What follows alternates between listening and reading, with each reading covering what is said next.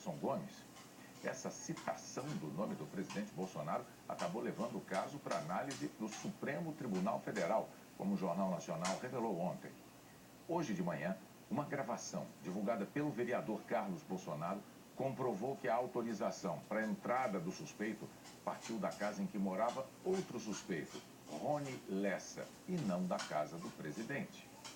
Tanto a promotora quanto o vereador vieram a público depois da revelação do conteúdo dos depoimentos do porteiro e do livro manuscrito de ocorrências do condomínio, com a indicação de que o visitante se dirigiria à casa de Jair Bolsonaro.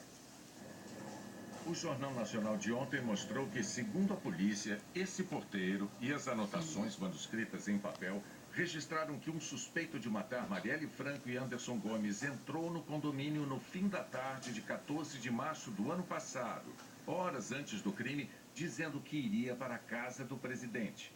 O mesmo porteiro afirmou que ligou para a casa número 58 de Jair Bolsonaro e que o próprio Bolsonaro autorizou a entrada do visitante chamado Elcio. Elcio de Queiroz é suspeito de ter dirigido o carro usado nos assassinatos naquela noite. O Jornal Nacional demonstrou ontem que há contradição nesse depoimento, porque o então deputado Jair Bolsonaro não estava no Rio naquele dia, mas em Brasília, com presença registrada na Câmara. Ainda segundo o porteiro, ao entrar no condomínio, Elcio seguiu para outra casa, em vez da 58 de Bolsonaro, a 65, onde morava outro suspeito do crime, Rony Lessa, que teria disparado os tiros que mataram Marielle e Anderson.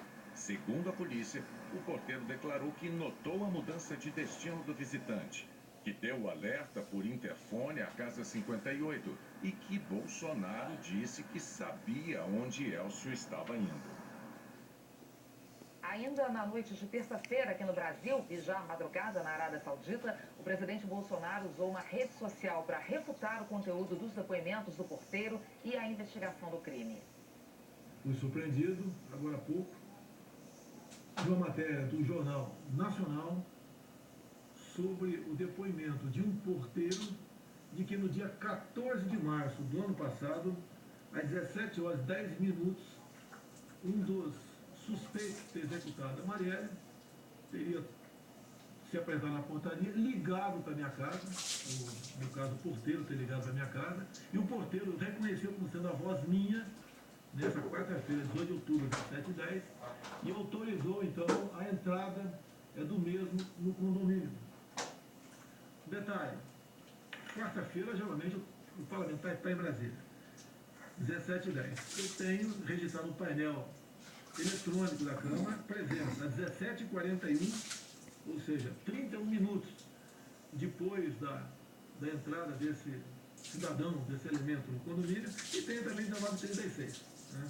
E tenho também registrado no dia anterior e no dia posterior as minhas digitais no painel de votação. Conclusão que se tira tudo disso aí. Esse processo está em segredo de justiça. Como chega na Globo? Quem vazou para a Globo? Segundo a Veja, está publicado aqui, quem vazou esse processo para a Globo foi o seu governador Witzel. Né? E o seu governador Witzel que se explique agora como é que ele vazou esse processo. O que cheira isso aqui? Eu não quero bater o martelo. O que parece? Que ou o porteiro mentiu, né? Ou induziram o porteiro a cometer um falso testemunho, ou escreveram algo no inquérito que o porteiro não leu, tá? E assinou embaixo em confiança ao delegado ou aquele que foi ouvir na portaria. Bem, a Globo diz que a primeira digital estava aqui em Brasília, ela não nega isso aí, mas sempre fica a suspeita na outra ponta da linha. Na mesma transmissão pela internet, momentos depois, o presidente se exaltou e insultou a Globo por ter revelado a existência dos depoimentos do porteiro e do livro de ocorrências da portaria. Isso é uma patifaria, TV Globo. TV Globo, isso é uma patifaria. É uma canalice que vocês fazem. Uma canalice, TV Globo. Uma canalice. Faz uma matéria dessa, no horário nobre, colocando sob suspeição que eu poderia ter participado da execução da Marielle Franco, do PSOL. Temos uma conversa em 2022. Eu morto até lá. Que o processo de renovação da concessão não vai ser perseguição. Nem para vocês, nem para TV, nem rádio nenhuma. Mas o processo tem que estar enxuto, tem que estar legal. Não vai ter jeitinho para vocês, nem para ninguém. Em relação às ofensas que o presidente Bolsonaro dirigiu à Globo, a emissora divulgou a seguinte nota, abre aspas, a Globo não fez patifaria nem canalice, fez, como sempre, jornalismo com seriedade e com responsabilidade. Revelou a existência do depoimento do porteiro e as afirmações que ele fez, mas ressaltou com ênfase e por apuração própria que as informações do porteiro se chocavam com um fato.